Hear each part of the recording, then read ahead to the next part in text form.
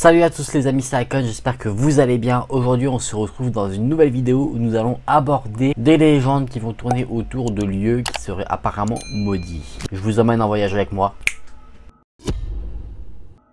En France, en 1971, le baron Tagouri arrive dans la ville et commence à témoigner des faits plutôt mystérieux, plutôt étranges autour du château de la ville. Il dit avoir aperçu une femme entendre des gémissements qui l'amènent à affirmer que le château de Vos, le château de la ville, est hanté. Cette légende va traverser les nombreux habitants du village et ça va devenir un peu une histoire que les grands-mères vont raconter pour faire peur aux petits-enfants. Ils vont dire voir des silhouettes nocturnes dans les champs, que des armoires vont prendre feu comme par magie, tout en laissant intactes les choses qui se trouvaient dans les armoires, et que des bruits semblent émaner du château.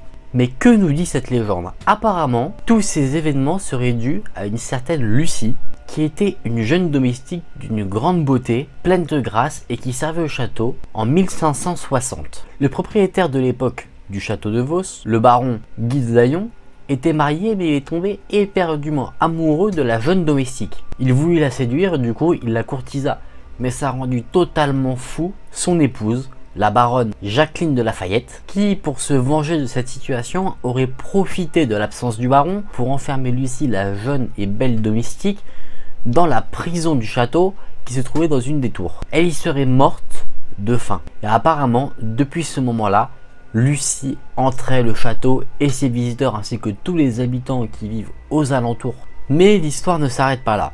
Effectivement, un peu plus récemment, c'est-à-dire en 1984, un journaliste souhaite faire un reportage sur le château, mais plutôt sur le baron qui y vivait au moment des faits. À un moment donné, le soir, plutôt que de rentrer à l'hôtel, le journaliste décide avec son équipe de rester sur place pour dormir directement sur les lieux. Vous allez voir que ce n'était peut-être pas une si bonne idée que ça. Le journaliste dispose d'une équipe technique pour enregistrer tout ce qui se passe. Il y a aussi un médium et sa petite fille qui ont fait le déplacement pour essayer de communiquer avec les morts. C'est à partir de minuit que l'équipe va faire l'expérience de faits vraiment très étranges.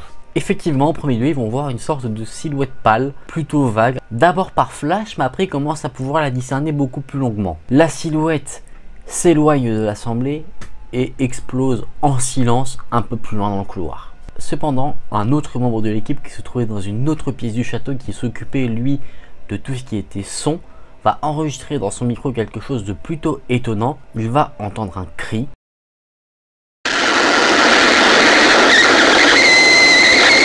Et ce cri était tellement fort que le micro du technicien a totalement dysfonctionné. Cependant, bien des années plus tard, on a les témoignages des personnes qui étaient présentes sur les lieux qui peuvent donner un peu des sortes d'explications et qui a pu se passer des explications rationnelles. Sur les aspects du cri, ça pourrait être totalement quelque chose de technique, ça pourrait être un condensateur selon les experts qui aurait pu faire ce bruit là. Ensuite, concernant la silhouette qui est apparue sur les photos, la silhouette en fait n'est apparue que sur les photos du médium, pas sur les photos de l'équipe technique. Donc les photos pourraient totalement être truquées. De plus, les journalistes qui ont voulu en savoir plus sur cette affaire, ceux qui s'y sont intéressés bien après ce qui s'est passé, n'ont jamais réussi à retrouver le fameux médium qui a participé à cette expérience pour avoir sa version des faits. Est-ce que le médium aurait totalement truqué la scène pour donner une impression de paranormal? C'est possible, on n'en est pas sûr du tout. Néanmoins, le château a réouvert ses portes et on peut encore le visiter aujourd'hui. On n'a pas eu d'apparition de Lucie, mais on pourrait encore croire qu'il y a eu quelques activités paranormales selon les témoignages. Après, est-ce que c'est fiable ou pas? Bon, bien sûr, ça,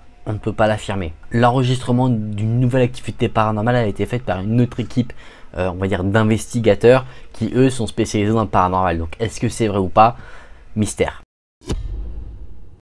On va maintenant se déplacer au Québec à l'été 1973 où un drame a totalement retourné le pays. Dans la petite ville de Baldwin-Mile, 3 jeunes enfants ont disparu et n'ont jamais été retrouvés. Il y avait 2 garçons et une fille, tous de la même famille, qui ont décidé de partir camper sans le dire à leurs parents. Il faisait chaud, ils voulaient sortir, ils se sont dit où est le mal, donc ils sont partis à côté du mont Pinnacle qui se trouvait juste à côté de chez eux au moment des faits. C'est seulement le soir, à l'heure du repas, que les parents se sont inquiétés car ils ne retrouvaient pas leurs enfants. Ils ont commencé à appeler leurs amis, leurs voisins et personne ne les a vus. Ils se sont rendus compte en fouillant un peu dans la maison que les sacs à dos et la tente de la famille avaient disparu, donc vraiment l'équipement pour partir camper. Dès le lendemain, la police a été appelée et ils ont fait une grande marche pour essayer de retrouver les enfants à côté du mont Pinnacle et dans la forêt alentour. La seule chose qui a été retrouvée, c'est la tente, les sacs de couchage et quelques emballages de nourriture, mais aucune trace des enfants. On peut avoir quelques suppositions sur ce qui leur est arrivé. Ils peuvent être morts de faim,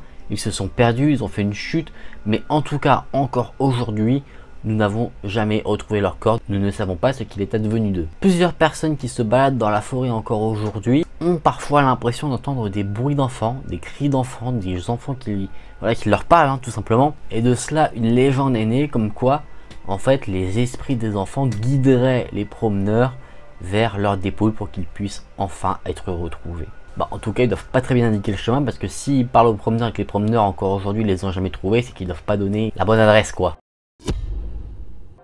Dans cette histoire, William Worth Winchester a épousé en 1862 Sarah Lockwood Pardee. Ils ont ensemble donné naissance à un enfant qui est décédé très rapidement d'une maladie infantile. Bien sûr, après cette tragédie, Sarah est tombée dans une grande dépression et elle n'aura plus jamais d'autres enfants. Un peu plus tard, c'est au tour du mari, William, de décéder de la tuberculose, laissant Sarah toute seule. Une nouvelle fois abattue par la tragédie, Sarah pense qu'en fait, sa famille est tout simplement maudite.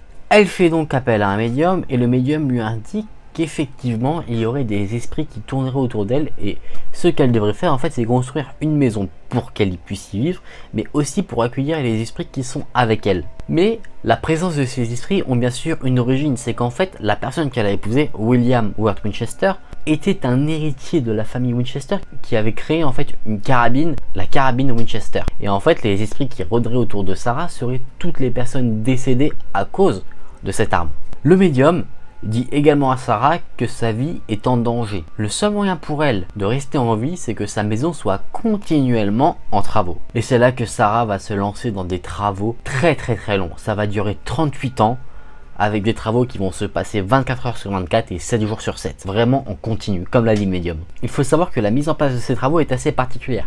En fait, Sarah va faire les plans, ensuite elle va se retirer dans un salon privé où elle seule peut aller, où il n'y avait rien du tout dedans, vraiment une pièce vide. Et en fait, dans cette pièce-là, elle contactait les esprits qui lui indiquaient quels travaux il fallait faire dans cette maison. En fait, elle était accompagnée d'esprits architectes, c'était Stéphane Plaza en esprit. Et du coup, le lendemain matin, elle remettait les plans qu'elle avait préparés la nuit au maître d'œuvre pour qu'il mette les plans en action. C'est en 1922 que Sarah est morte et les travaux se sont arrêtés à la date de sa mort. Il faut savoir que cette maison existe vraiment et qu'elle est encore aujourd'hui, c'est considéré comme vraiment un monument historique pour plusieurs raisons. Bon, déjà, il y a eu quelques événements paranormaux dans la maison, comme des sortes de tremblements de terre, ce genre de choses par exemple.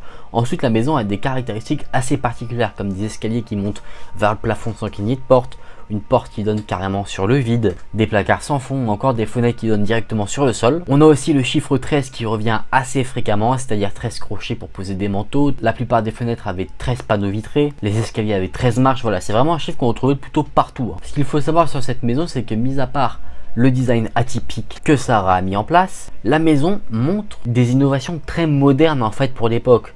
Il va y avoir des toilettes d'intérieur, un chauffage central, 3 ascenseurs, des interrupteurs et même une douche d'eau chaude, chose qui n'existait pas forcément à l'époque. Donc est-ce que Sarah avait réussi à canaliser les esprits par ce biais-là ou est-ce que c'était totalement de la pure folie? Nous n'avons pas la réponse, cela reste une légende bien évidemment. On va finir sur une dernière histoire qui va se dérouler en France. On retourne dans notre beau pays. Pays hanté, visiblement. Donc c'est dans la ville de Saint-Quentin qu'il y a une maison qui s'est fait connaître parce qu'elle avait l'air de saigner toute seule. Alors, une famille qui a emménagé dans la maison, la nuit, entend des bruits bizarres au rez-de-chaussée, des bruits de casseroles, vraiment des choses assez étranges, des gémissements, comme si des hommes étaient en train d'agoniser, des bruits de, vous savez, la craie qui grince sur un tableau. Mais au début, ils ne sont pas forcément posés de questions parce qu'ils se disent, c'est peut-être les voisins, les murs étaient assez fins.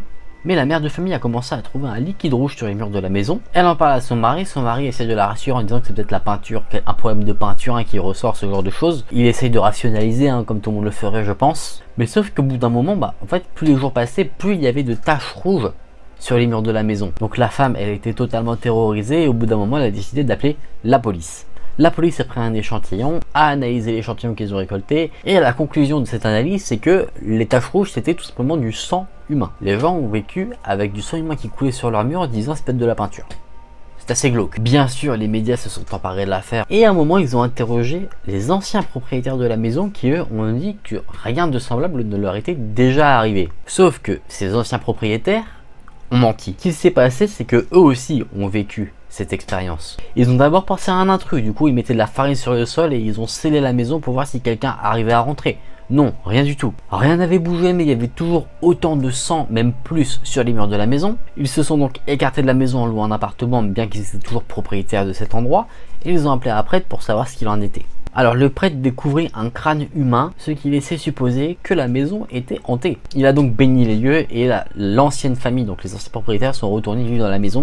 Mais malheureusement pour eux, les événements de murs qui saignent se sont reproduits une nouvelle fois. Ils ont donc décidé de vendre la maison et ils ont quitté la ville. On revient donc sur la famille qui avait emménagé, donc eux ils ont essayé de vendre la maison, mais forcément, veut dire ça y est, elle avait une mauvaise réputation, du coup personne ne voulait l'acheter. Du coup ce qui a été fait, c'est qu'ils ont détruit la maison. Et en fait ce qui a été découvert, c'est que sous les fondations, c'est qu'une cinquantaine de corps de soldats allemands datant de la Première Guerre mondiale ont été découverts. C'est quelque chose qui n'est pas expliqué, mais si on reste dans la théorie du paranormal, ce serait possible que ce soit leur agonie due à la guerre qui fasse justement saigner les murs, à l'image de leur vie de guerre. Bon les amis, on se remet dans une ambiance un peu plus douce. Moi j'adore vraiment ce genre de légende parce qu'on ne sait jamais ce qui est vrai, ce qui est faux. Généralement ça reste plutôt de la fiction, on va dire. Ça part d'une légende toute bête, toute simple, et ensuite on peut alimenter de témoignages. À un moment hop, on entend quelque chose craquer au plafond, on se dit que c'est le fantôme de machin, et puis voilà, c'est comme ça qu'on va dire qu'il y a un effet boule de neige et que les légendes prennent de l'ampleur. Et ça, je trouve ça vachement intéressant. Je trouve que ça fait un peu partie du folklore de notre monde, et je trouve ça vachement sympa. Ça fait des belles histoires à raconter, des histoires qui font peur. En tout cas, j'espère que ça vous aura plu, hein. Si ça vous plaît, n'hésitez pas à vous renseigner sur ce genre de lieu. Moi je sais ce que je veux faire, et peut-être que je ferai une autre vidéo, hein, bien sûr. Du coup, si la vidéo vous a plu, n'hésitez pas à liker la vidéo et à vous abonner à la chaîne. Nous on se retrouve très vite dans une prochaine vidéo. Salut!